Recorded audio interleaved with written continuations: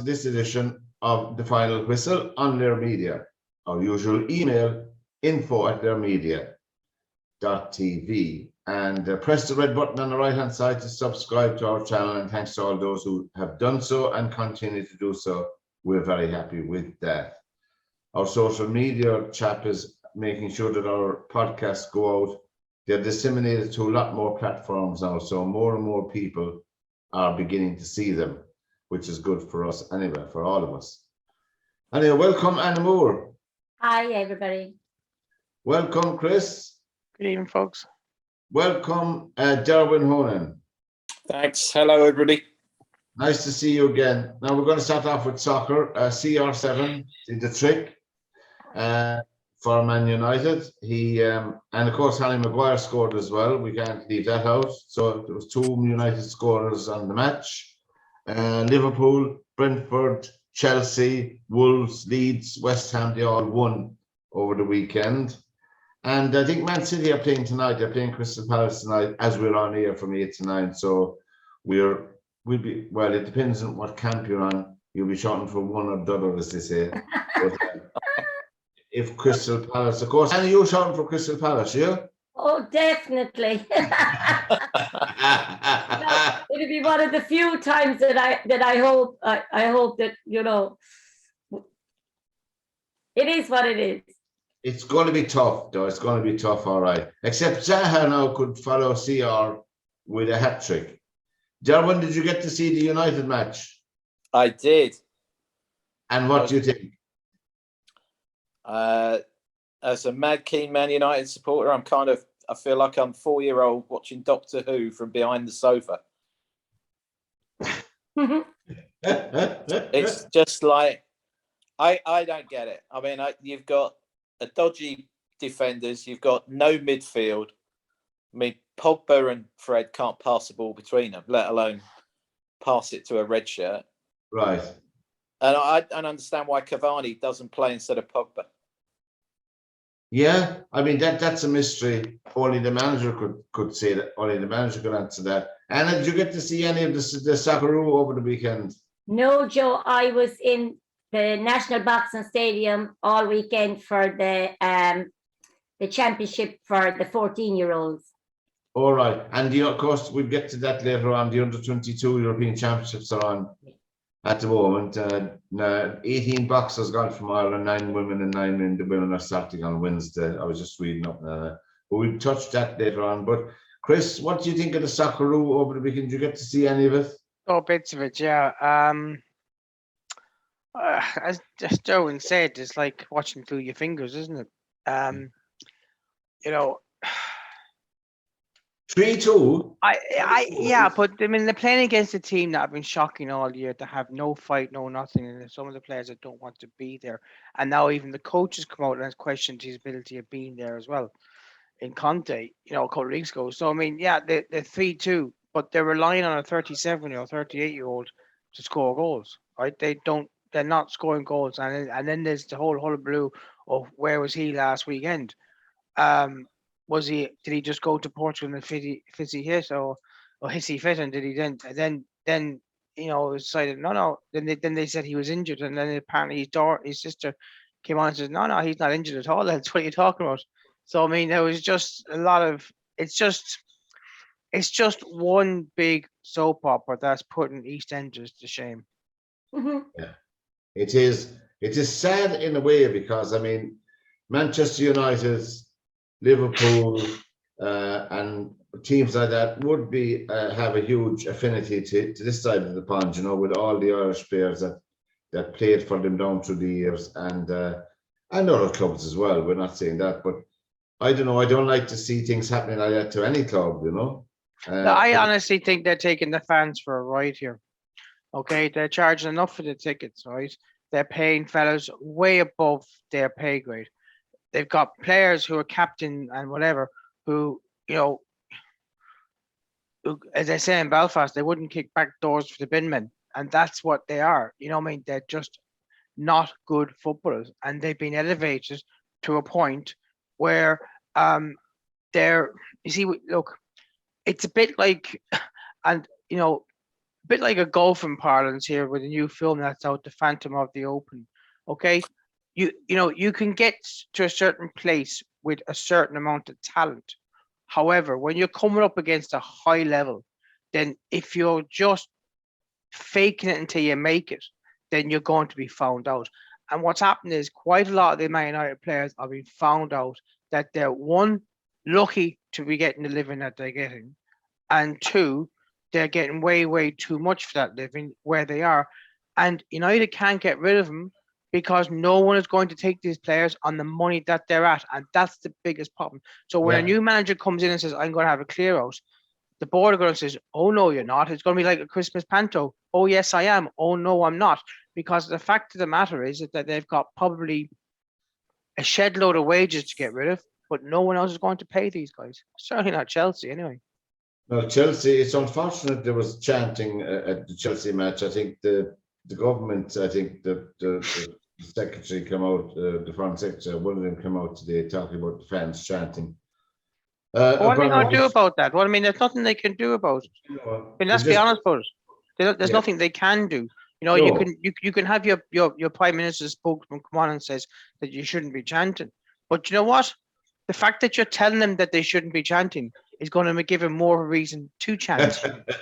It's unfair to the players on the team. Obviously, they have no control over who owns the club or who buys the club, and it's a bit unfair because, I mean, you could make a case for chanting on the Man United games because of the Glazers. They own the club. They're part of they're Americans, and of course, Americans have invaded more countries than any other country on the planet and killed more people than any other country. And I'm not saying they're picking the wrong battle to pick on, in my opinion. But do you not think that it's all a bit nonsense anyway? Do you not think that these oligarchs, it's not just Russia invading Ukraine that suddenly all these oligarchs have come to light, is it? No. They've known about this forever and a day. But the biggest, half of Mayfair is being bought by these people. They're some of the big contributors to the Conservative Party for the last 25 years. They've been touting this money for the last 25 years. And now when they've made the money, it's now, oh, well, lads, we don't want it anymore. Well, you openly convert, you wanted this money for the last 25, 30 years. Some of the houses in Mayfair are going for like 25 to 50 million, right? It's a bit hypocritical for them to do what they're doing now, to be totally honest with you. But hey, they've known about oligarchs forever and a day. Come on. Yeah. And as you know, Derwynne, Newcastle is owned by Saudi Arabia. Yeah. And look what happened yesterday. Yeah. We know what happened over the weekend. Yeah. Where they executed 81 people. I know it's not people. Well, Saudis keep buying aeroplanes, so they'll be all right, aren't they? And missiles, yeah. Well, yeah, but I mean, when I was going into the stadium the other day when I heard that the sanctions that England were going to put on Chelsea, and does that mean, I don't know, I presume that if they're playing the likes of Man United or Liverpool, that their ordinary supporters can travel and go to those places. Is it in the Chelsea ground that there's only season hall tickers allowed? Yeah. They're not allowed to buy it. They're not allowed to make money anymore. They're not allowed to sell their gear, or they're not allowed. Yeah. They're taking all this money all along, and now all of a sudden they don't want the income from these people.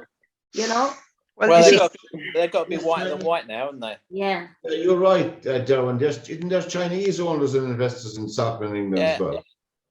Yeah. And you've got China now supplying laser-guided missiles to the Russians. Well, see, one thing it does prove over this is that how unsustainable top-flight football is. Yes. Because it just takes one decision like this, and a club like Chelsea are just they're one decision from being a basket case. I mean, they have to find 28 million a month to pay the salaries. They can't even sell merchandise. They can't sell match programs. They're only allowed to spend a certain amount to operate if they've got a home match. They can't buy tickets in away stadia unless they go into another website and get them, which is frowned upon, because you could buying a ticket in the home section if you're a away fan. So that, I mean, well, how is that going to operate? All the other things too is that I mean, here's the funny thing: they're allowed to pay the police, no doubt, because the police are going to be stewardising the matches. They'll easily find the money to pay the police because the British government make sure of that, right? Because the last thing they want is the police doing the stewarding and they're not getting paid, because that's going to cause an awful ruction. Because the police will then say, well, we're not going to if we don't get our money, we're not going to police these matches. And then if they don't police the matches, then you can't have a match. True, and it's all a big mess, you said, Derwynne, as it's all a big mess, and it's all becoming PC, and really there's no room for it on the playing pitch as far as But it's see, look, listen, I think Derwynne has said it, right? That we've all known about this money for the last 25, 30 years, okay? It's only now that it's now cancel culture one more time. I'm not saying they should do it, I'm not saying they shouldn't do it. But what they're doing at this moment in time is basically, it seems to me that it's like, we know about this for so long, now we have an opportunity to get you, but we've got our money, so we don't care anymore. True, and Derwynne, what's Frank Lampard doing at Everton, tell me? Apart from being managing in the Championship next year, apart from that, what else is he doing at Everton? Probably he's actually losing stock of himself, isn't he? Who's going to have Frank Lampard as a manager? Yeah. I mean, he's obviously was a great player, good player for Chelsea, good player for West Ham. I mean, not everybody's supposed to be cut out for a manager, are they? And he's clearly one that's not cut out to be a manager. God, it's sad in a way. It's sad in a way for a club like Everton, any club that's near the relegation zone. I mean, I wouldn't think maybe 3 months ago that they were relegation material, but really now I think that they're in that category now, and as you wouldn't say, it's just sad in a way.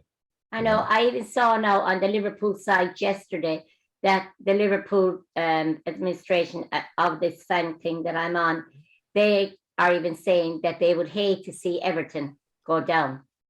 You know, even the Liverpool people don't want, and fans don't want Everton to go down. And it is very, very sad. I think this would be the first time they have been out of the Premier League, isn't it? Yeah. They've never been out of the Premier League. Top flight division, yeah. Yeah. Even the old days, they were still Division 1, weren't they? And as you say, Anna, if you go down to the Championship, there's some heck of good teams in the Championship, you know. And I was looking at the table before I come on, there's about 14 teams, 1 to 14, which are realistically still in contention to be in the playoffs or promotion. And it's a huge, very competitive. I mean, all these players have got relegation clauses in their contracts. That if they're playing for Everton, they've got a relegation clause, and Everton go down, they're a free agent. Oh, is that it? Yeah, loads of them have that. Oh, I see. So they'll be, if there are any good players at Everton, they'll all be looking to go to other clubs. There's no name tripping off my lips at the moment. I can't think of anyone. Well, Coleman, the Irish player, is at the end of his career, really. You know, he's gone. But Everton's a good example where all these players are going to disappear. They might not come back up from the Championship. No. You're right. I mean, look at Sunderland. They're finding it hard to get out of the first division to get into the Championship. Yeah. You know, for the last couple of years. And they're up there now, but you wouldn't put your money on them as well. Anyway, Joe, when you'll be looking at this later on, that's Joe Waters. Joe Waters' team is flying high again. They're in the promotion frame again. Grimsby Town beat Yeovil 2-1, in case people were interested in it. Although we are on this podcast, the last 3 editions of this podcast has been viewed on the Grimsby Town FC webpage, and there's a lot of positive comments on it as well, you know. So we're glad they're sharing it with us anyway, you know. The final whistle is the program on their media. We had boxing match over the weekend. I don't know if you see it. Michael Conlon, who is 30 years of age now, he was fighting for a world title in his 17th professional fight. He did glittering, as you know, Anna, he did glittering amateur career between European medals, world medals, and Olympic medals. Yeah. really and truly, he was really found out, in my opinion. I don't think No, it wasn't that he was found out. I mean, I saw the scorecard today. Going into the last round, he was actually winning. He was winning by, on one judge's card, 103 to 107, another one 103 to 105. But he got a knockdown. I only saw a small bit because, as I said, we were boxing all weekend. yes. He got put down in the 11th round. Yeah. And I think that's what hurt him. But I think before he went out through the ropes, that he actually was unconscious. Yeah. He took 2 hard shots and he was unconscious. But and it was, it was so sad because when he did go through the ropes, it was at his father's feet he fell. His father was right there where he fell, And the thing about it is he's looking for a rematch. Did anyone of you see I suppose if you were leading, and I mean, I didn't see only the 11th round, but I do believe that it was a fantastic contest. I believe it was a fabulous fight.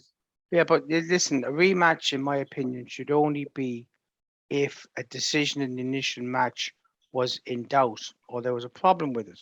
That's my understanding of it. But the way I'd look at it, Chris, is if he was leading and he was winning the contest going into the last round by 2 or 3 rounds, then I do think that he does deserve a rematch. He was exhausted. No, well, this is the problem that we have about boxing at the moment. This is a way of generating extra revenue for everyone involved, right? Yeah. In my opinion, right, it'd be this. Could you imagine the outcry if Liverpool played a European Cup final against Man United with 2 up with 5 minutes to go and Man United scored 3 late goals to win? And could you imagine Liverpool looking for a replay? But you cannot, I'm sorry, Chris, you cannot compare soccer to boxing. No, because a fight lasts 12 rounds, okay? So basically, if a guy is leading with about 30 seconds to go and gets knocked out, and I saw the knockout, he was out, literally out. He was pure exhaustion. What happens? It's boxing. That's what it is. On what basis is he entitled to a rematch? In my opinion, he's entitled to. One punch can put you down, but in my opinion, I do think he deserves a rematch. Okay, so if he suffered that one punch in the first minute of the fight, would he still be entitled to a rematch? No, he wouldn't, because the match wouldn't have started. But before he would be let back, What do you mean the match? What do you mean the fight wouldn't have started? Before he'd be let back to box, he will have to have an MRI scan and all of those scans before he can go back, and he'll have to be cleared. Yeah, but I do think, I'm sorry, but I do think, as a boxing person, I do think he deserves a rematch. I don't think so. I think he'd be beaten more. He'd be beaten more in the rematch. I don't think so. I don't know that, because he put him down in the first round. I saw the fight afterward. I didn't see it live, but I saw it. He put a man down in the first round, and he just didn't have the wherewithal to put him away. This is only my opinion, but it was a good match from there till the 11th round, when I feel he did the damage to Conlan in the 11th round. And he put him down, yeah. Looking back at the fight, he did damage in the 11th round, and Conlan came out for the 12th round knowing he's around long enough to know from his amateur fights and all, stay away, dance for 3 minutes, and you'll win the fight. I've no idea. Yeah, but I would think what happened was they had been told, right, he was winning, and then they were told that it was very close, it could be even. So if you think on out for the last round that it's even, you have to box. You do. I would think that's why. Otherwise, he would have danced around that ring. Yeah, that's true. I think he thought it was closer than it actually was. Well, we're on the final list, but let's pull on Michael Conlan, 30 years of age, an awful lot of fights, even though he's only 17 professional fights, an awful lot of amateur fights. I know they only 3 on, but a lovely buy, and a lovely family. A nice family indeed. But the European under-22s are on at the moment, and we have in the light welterweight Shamie McDonough. Yes, from Watford. He's fighting a Turkish fighter. Was it this evening, I think? No, that was yesterday. He was beaten Yeah, was it yesterday? Yeah, he was beaten. He's a very good young fella, great prospects for the future, really good. He's only 18. He got the Very, silver, very good. did he? He got the silver. No. They were only, that was 32. He was going into they were preliminary bouts. We had a winner today, young Barry O'Connor from Kerry. That's right. Yeah, but he boxes out. He's now gone to Cork. He boxed out of Northside in Cork, which is Paul Buttermer's club. Now, Paul was very highly decorated himself. Paul boxed in the Olympics and everything. A beautiful, beautiful boxer. He actually boxed constantly by here, Pat O'Halloran from St. Munchin's. Oh, yeah. Yeah, well, he boxed Pat a lot. But since Barry went to Northside now, Barry as a person is a lovely young man. He wasn't getting recognition, and in actual fact, he's very lucky to be there because the 4 that were in the semi-final for the under-22 Irish Championships, one of them got COVID, the other couldn't make the weight, one got injured. And the day of the semi-finals, young Barry himself, when we done antigen tests on him, failed and couldn't compete. So there was 4 of them, and that weight couldn't be boxed off. So they brought the 4 of them into high performance, and they thought that Barry was a good prospect, and they'd bring him. And today he's proved he was. When he won that, he mightn't win another contest, and please God he will. But he proved that he deserved to go. Well, also, Anna, Damien Gilroy is fighting. He was beaten as well. That was yesterday, Pat. Sorry, Darren. Yeah, I'm reading it. We only had one boxer on today, and that was Barry O'Connor. Barry O'Connor, yeah, I saw that flashing up on the screen. All right, but anyway, but if anyone wants to watch that, Joe, they can watch that European under-22s on IABA YouTube any day. It's on every day. Oh, really? I didn't know that because I was looking around today. Oh, well, so if you go into IABA YouTube, Joe, you'll get it. Sorry, well, Smith is leading in the Players' Championship -11. Casey is -10, and Lowry is -7. So there you are. We're on air during the golf. So these golf competitions normally finish on Sunday, but because of Derwynne left. He knew the rain was coming. Derwynne was left in time. It was pouring rain there and wind. He left it all behind. Did the sun follow you home, Derwynne? It's been sunny in Windsor today, yeah. So, well, the ladies in Thailand, our own Leonie Maguire finished on -19 under in the Honda in Thailand over the weekend. She did a fantastic last round of 64, 70, 66, 69, 60 -19. I'll ask you a question as you hear, Derwynne. The Madsen from Denmark, Madsen from Denmark won it at -26 under. In the name of God, really, what is this about? We had it -26 under. Is phenomenal scoring. You must have a super player, super clubs, Super Ball, or super something else. What is it you think? No, they'll set the golf course up so it makes birdies. If you look at the US Tour, they do it all the time. European Tour do it. They'll set certain golf courses up as a birdie fest because that's what people want to watch. And how can they do that, Derwynne? How can they do that? With nowadays equipment, and this golf ball will stop on a dime. It'll stop dead. So they basically they'll set the golf course up. They'll tell you that it's 7,000 yards when it's actually 6,600. And then they basically will make the greens a bit slower, or they'll water them to make them more receptive. If you look at certain tournaments where more like the majors really, and the Players is the 5th major. Yeah. So if you look at those, there's probably about 7 tournaments a year where they will let that golf course play as tough as it can possibly be. Yeah. But the rest of the time, sponsors don't want bogeys because that's bad for TV coverage. Yeah. TV companies don't want watching pros knock it in the water and hacking it out of trees and everything else. So they've got a timing issue. In America now that you've got TV companies actually dictating how long the round should take because they want to keep moving on to the next sport. Right. And can I ask a stupid question? It's probably just me. I'm back in the 80s. I know I played golf a little bit, but then it's all pitch and putt because golf was too. I hadn't the patience for it. The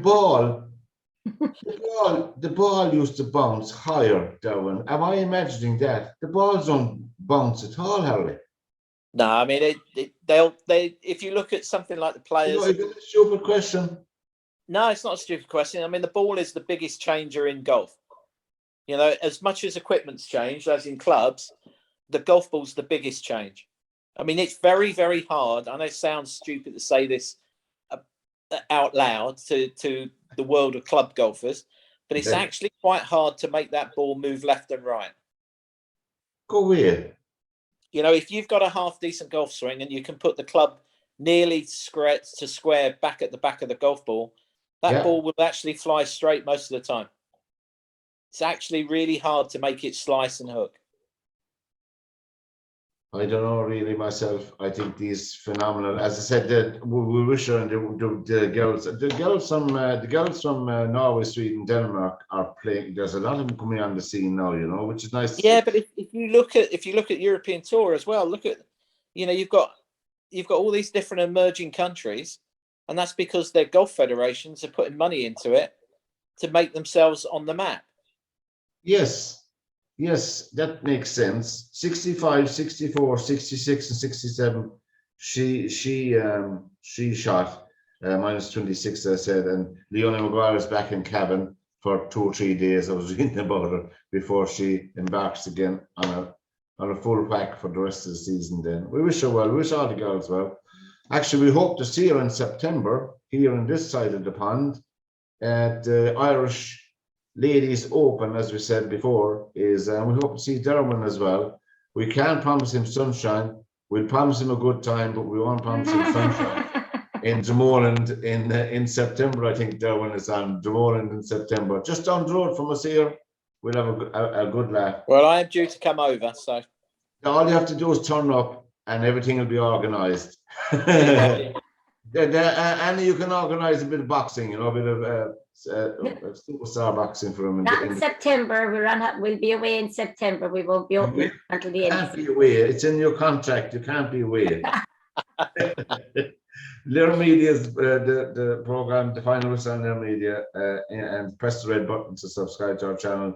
Rugby Union, Chris. Ireland beat England 32-15. Scotland beat Italy 33-22, and France beat Wales 13-9. I saw all that match, the France match, and it was a hard match. They didn't play up to scratch, but they won.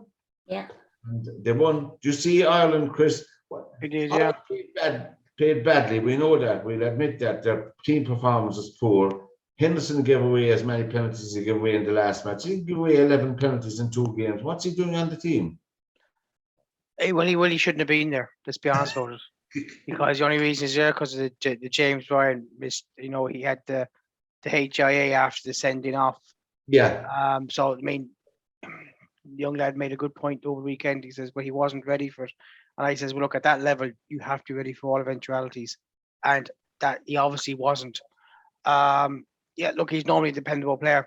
You know, just had a bad game. People do have bad games now and again. Look, the way I look at it was, you know, Ireland played well for like the first 10 and 15 minutes. I think they would have been better. I thought that the second try, or the one that was disallowed, I thought that was harsh. It was from a knock on. If that try had been given and they would have been probably 13 or 15 up, then I think that would have broken the back of England at that stage. It didn't. Ireland gave away some stupid penalties. And that it was 15-all with 12 minutes to go, and Ireland just they kind of I know we've been critical of Colin Murray, but Colin Murray came on and basically got a grip of the game and played to Ireland's strengths for that 10 minutes. Ireland got 2 tries, and yeah, I just find it funny. You know, I mean, okay, we can be critical if we want about. I mean, but what we expected, England have such a big pool of players to us. That's right. We have we're probably in the best we've been in the last 10 or 15 years, as in consistent success against Yeah, two countries. yeah. And we score 4 tries away from home, a bonus point. Yet you could get the impression Ireland got away with it. And, England weren't even close to getting a try. That was the thing. No. And as for the matches next week, let's be honest with you, I watched the Wales-France match, and I thought Wales were desperately unlucky. They went for it, nearly had a try towards the end. The ball was just basically snatched out of the Welshman's hand. France scored another try, but they did nothing but hold on defensively for like 70 more minutes. And I'll be honest with you, if I was France, and France are a very nervous nation when it comes to things like this, England will go to Paris next Saturday with absolutely nothing to lose. And they'll just give it a go. Not because they don't want France. Well, one of it, they don't want France to get the Grand Slam. But two is that, England will probably finish fourth again this year.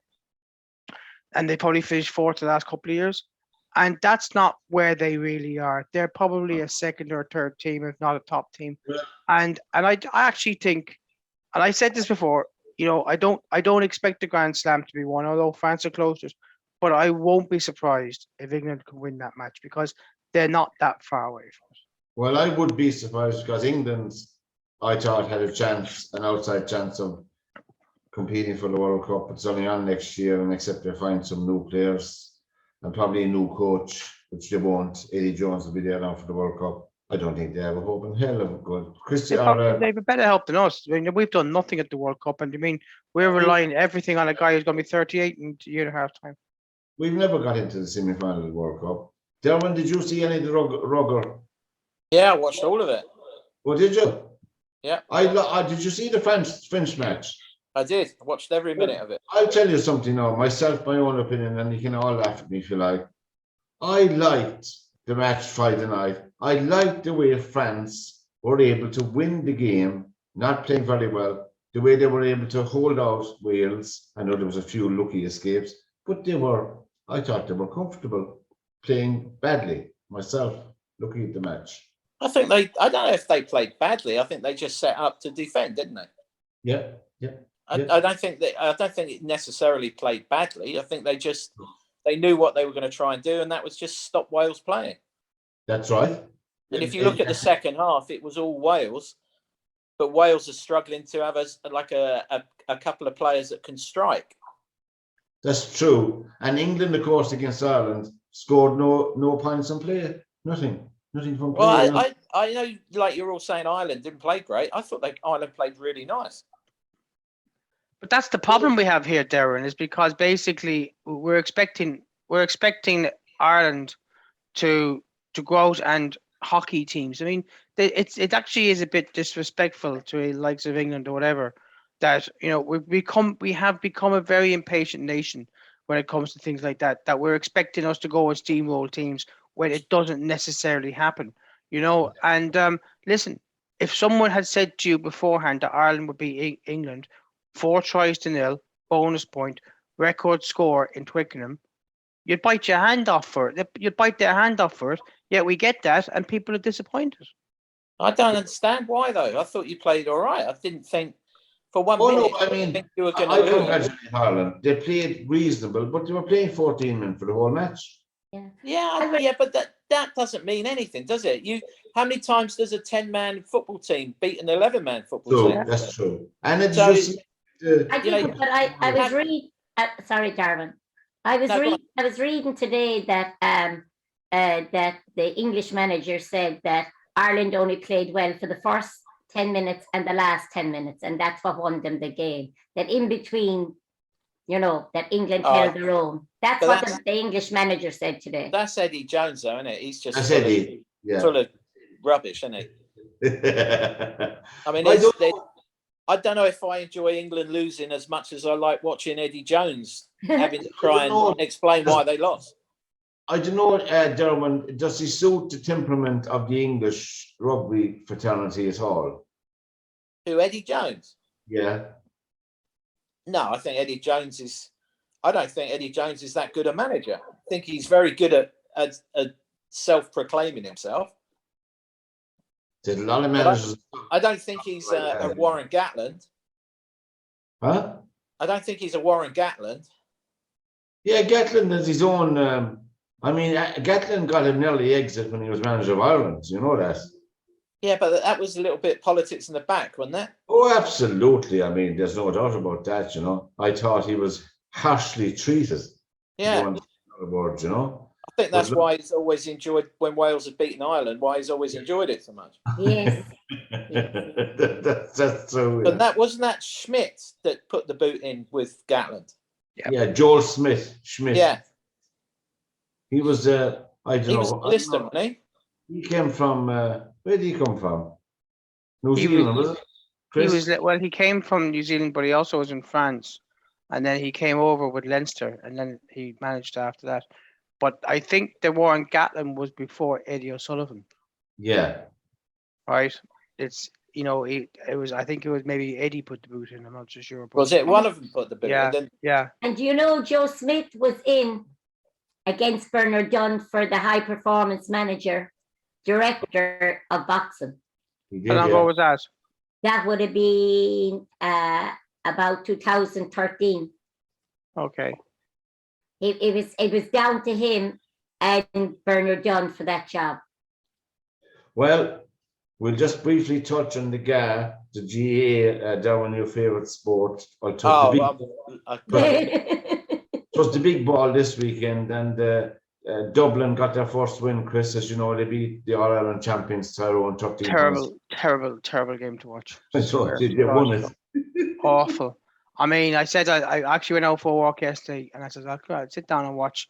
And I thought, I should go for another walk. It's that bad. I mean, football has become so hard to watch, right? Yeah. I mean, for a team as good as Dublin have been, okay, they beat Tyrone fairly handy yesterday, but the problem is that they are just now start, stop, passing through them, and they're not as incisive as they used to be. They're, I find football such a hard watch.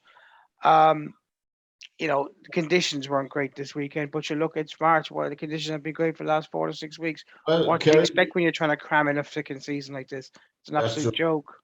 And Kerry beat Mayo, and Armagh beat Kildare, and Offaly beat Down. Mahan is doing a reasonable job with Offaly. He's trying to blood in the new players there. They beat Down. It's a big surprise. They may survive, but Cork were beaten by. Cork are in big trouble now. Oh, I'm saying this now for a fact.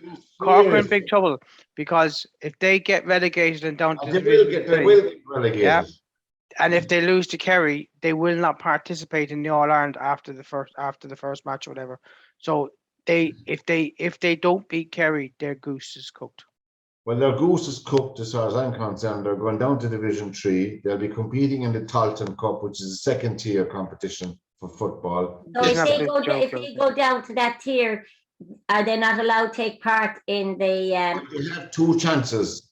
They have a half a chance against Kerry. Bad Cork teams beat good Kerry teams down through the years, but we can't. It's a convoluted way, Anna, of saying that you can only qualify for the last 16 in the All Ireland Championship if you get to the provincial final, even if you are down to the last 2 divisions. I don't know how. I mean, would you get a player playing in June or July at this nonsense? They tried this before with what was called the Tommy Murphy Cup. I remember Tommy.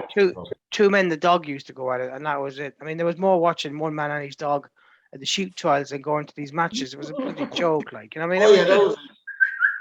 Yeah, exactly. Yeah. Yep. Come on, Shep. Phil Babel, that was the guy. Wasn't it Phil Babel was the commentator, wasn't he? Yeah. Phil Babel. Oh wait. What is Shep? That was very good. It's amazing that when you hear a whistle going to one of these matches when there's no one on it, actually probably the dogs are going to run looking for the sheep. I saw your friend Mr. Brady's coming out of retirement again. Oh, Tom is back. He's back. Tom is back. Our Tom is back. Yeah. Tom Brady. He's unretired. He's unretired himself. He's coming back for another season. I heard that today. Well, he met CR7 and the entourage at the match because he was over there with his family at the Man United match. Just a lot of wags saying on Twitter that Ronaldo changed his mind when he saw him scoring the hat trick. He changed his mind. Then he said, "If he can do that, sure, I'll do another crack." But I don't know. Like I don't know. Will he play or not? Will he play? Go back to Tampa Bay? I don't know. Will he? I don't know. I thought Same Joe would Tampa. be here tonight. We could ask Joe. He's playing for Tampa. He's going back to Tampa. That's what he's going back to. Yeah. Well, there you go. Unfinished business. He's won seven Super Bowls and he's got unfinished business.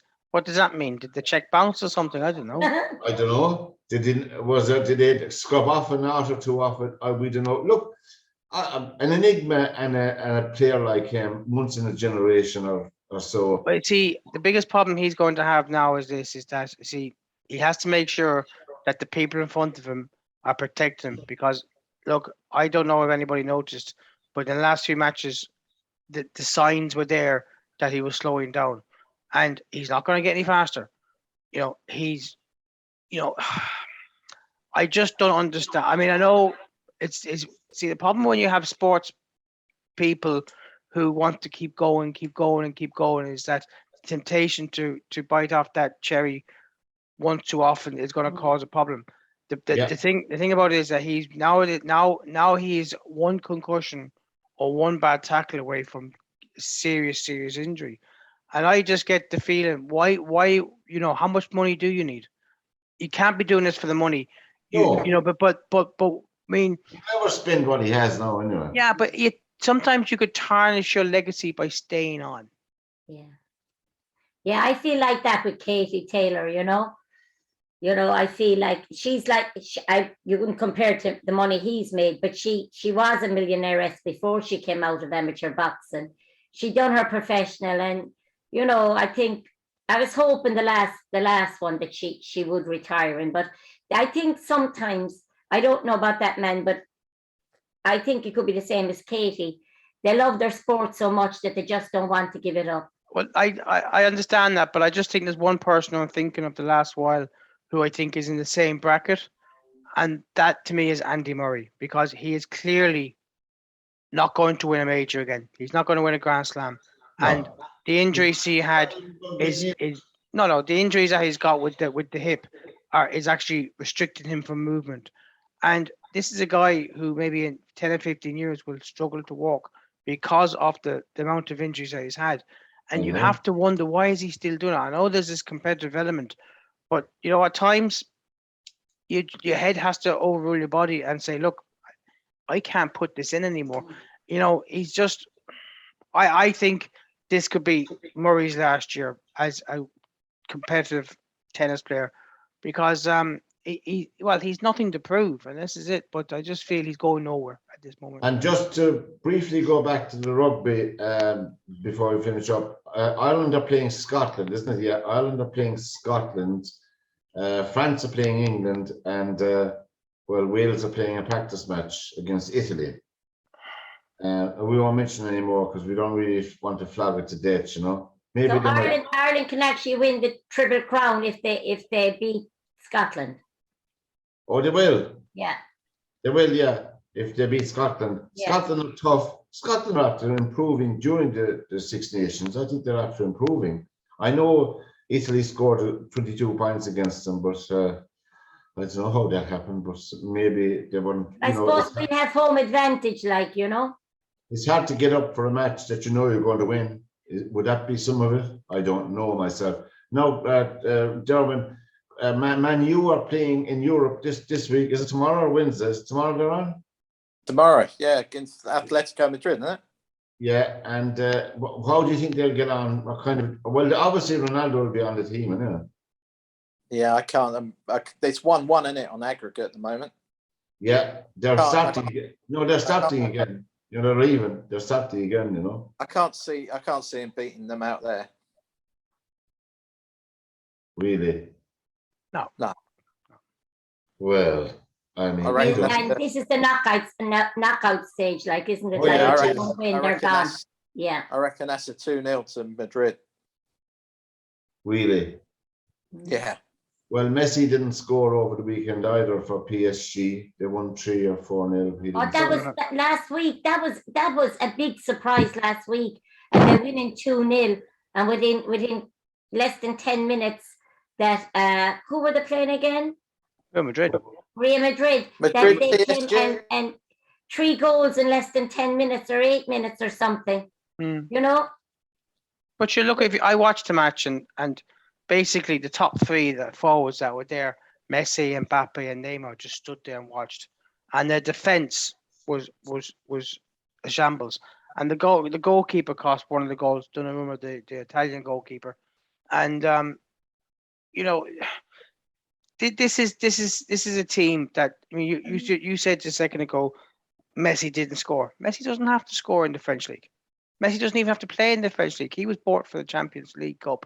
That's what he was bought for. But the problem is that you've got three of the best attackers out there, but you've no defense. And you know, if a team doesn't have a defense, it's a bit like boxing. You don't have a good short game, you're in trouble because that's your defense.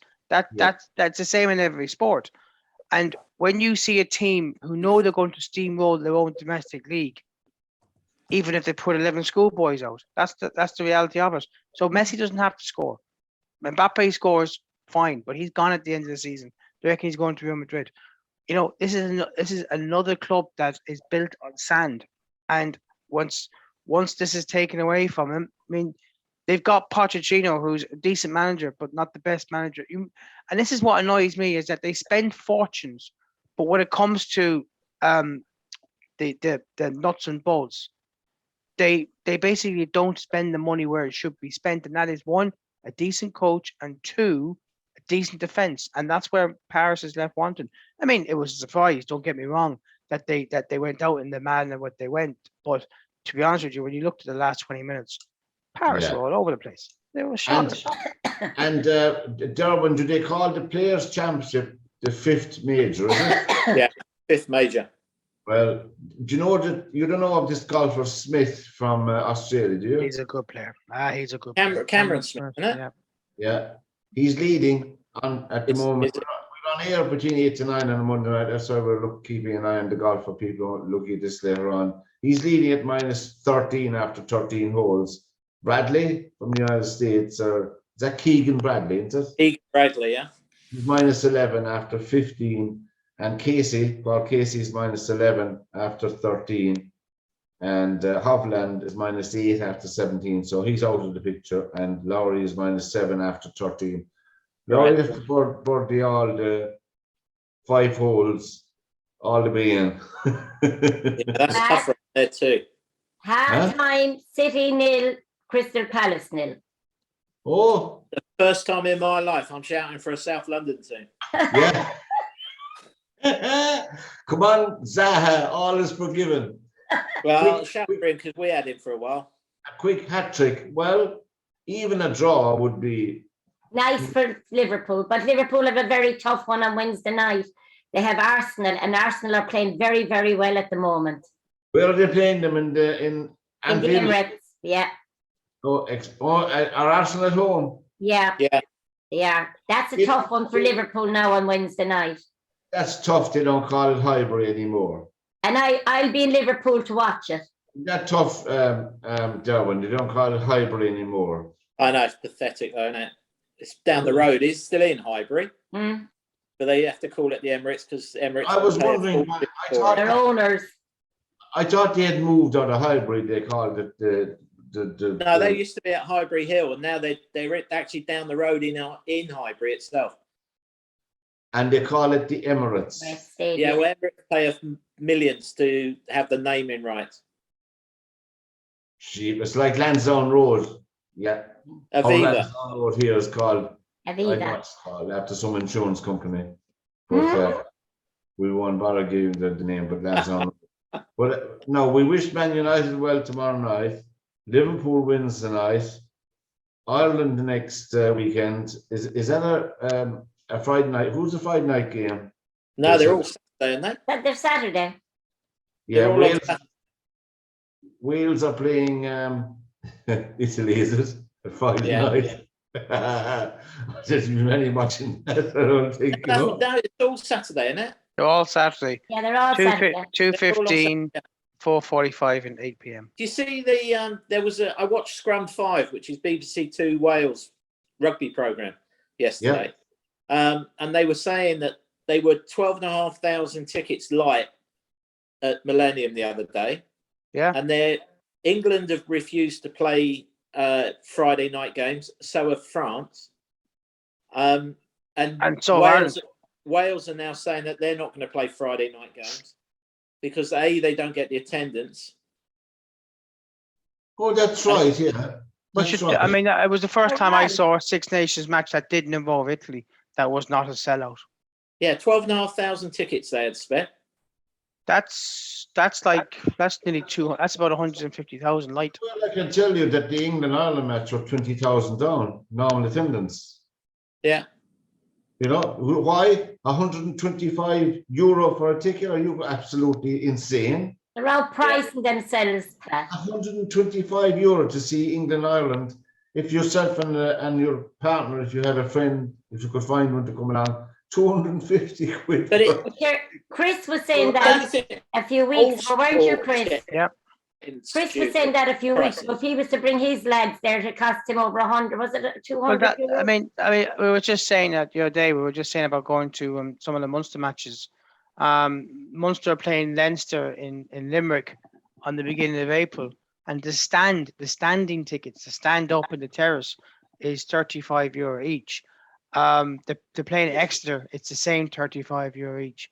I mean, even if you wanted to go to Dublin before one of the matches for say Munster and Leinster, you know, the tickets are not the worst part. Is trying to get accommodation. Accommodation was like 250 for the one night. So the way things are going now, you're looking at €500 for a one night stay. And you mean, look, let's be honest with us. I know from family here that, you know, Wales is not. Well, the Wales are a rugby going nation, but you know what? They're just workers like the rest of us. They're not going to take a Friday afternoon off to go around from North Wales to Cardiff and pay trying to get accommodation. It's ridiculous, and they will refuse to. And Ireland don't play Friday night matches because there's no money in it for them. They would lose they lose attendances. If you look at some of the soccer matches that Ireland play because of the new way that they play, they could be playing like a Thursday night or a Friday night. The attendances are shocking because people can't bring their kids to matches. No. It's like that. You're talking about the accommodation in Dublin. We stay in the Louis Fitzgerald. We're put up there, the officials when we have championships. And for this weekend, there isn't a hotel to be got. We have a boxer boxing on Friday, and we always book rooms. They stay in the Ibis, and the Ibis, not for us, but one of the lads was telling me the other day, for a double room or a twin room, if it's €800. And Ibis is budget accommodation. And that's budget accommodation, exactly. That's fine. Jeez, Derwynne, to be cheaper to go down Soho, would it? It'd be cheaper to go over to Spain for a week. €800. Jesus. I don't know, lads, what's happening to the world. Well, we do know in some parts of it, but really, the pricing of tickets for these internationals are keeping what we call the wider population away from it. It's sport. It's professional sport. That's what it's down to in the end of the day, professional sport. Our second competition in GA here, the most widely played games in Ireland anyway, are between 10 and 20 quid to go into a league match, a football or hurling, to see top class players. Yeah, but they're not paying wages, Pat. Pat, that's a different matter. What happened, Pat? You know what happened to us in Dublin this weekend? Yes. Every child that wins a Munster, a Connacht, Ulster title, their main achievement is to box in the stadium, right? We had to box our Irish championship for the under-14s in the gym because the stadium was left out to wrestling. Go away. I went over afterwards. We went into the wrestling. Oh my God. There was cows. It was shock-a-block. You couldn't get inside the door. And what we're told then is our committee have been blamed, but it's not our committee. It's actually our board of directors. They have to make money, they said, so they have to leave it out. So what is an actual boxing stadium? It is for boxing. We couldn't box there last week. We can box there this week. And the following week, we're back in the gym for the youth championships because there's something again on over in the gym. I remember Buddy Sugar, a great character in London, Caliban, and they used to have wrestling on a Sunday morning up in Kilburn. You're too young now, Derwynne, to remember that. Imagine having your big fry up on a table, you know, and wrestling. When I tell you, Pat, you couldn't get inside. You couldn't make it up, but you couldn't get inside the door, Derwynne. It was shock-a-block. It takes 2,000 people, our stadium, and it was shock-a-block. Anna, it's a bit like Cork having to move their Munster Championship match against Clare because Ed Sheeran's playing. They've decided to take the Ed Sheeran money. What we were saying is it's like Limerick in a final not being allowed to play in Croke Park. For an American football game. We'd go up to Kilburn. Exactly. To see the but didn't they do that? But they did that a few years ago, if you remember, when Kerry and Mayo were supposed to play an all-Ireland football semi-final replay. And they moved it to Limerick of all places because there was an American football game on, you know? That's right. And that was the match. That was the match where the big heavy Mayo fan came onto the field and had a go at the referee because he didn't like the sent. There was a Mayo fella sent off, I think, and he decided to come on, and it took 6 stewards. It took 6 stewards to tie him down.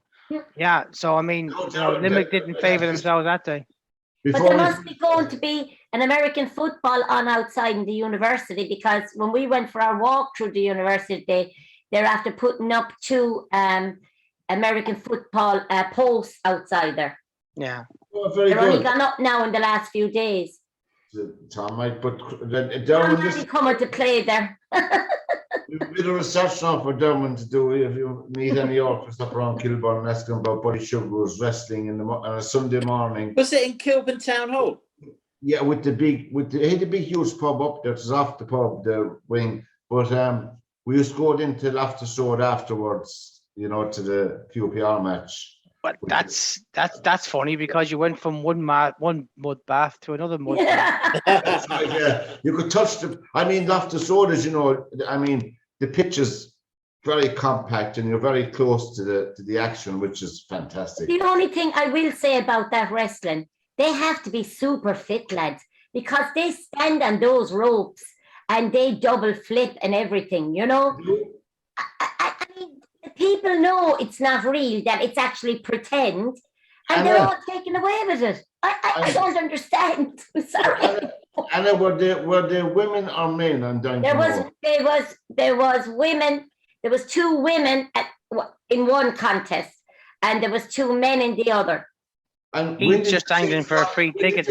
When did you say it is on again? Yeah, he's looking for a free ticket.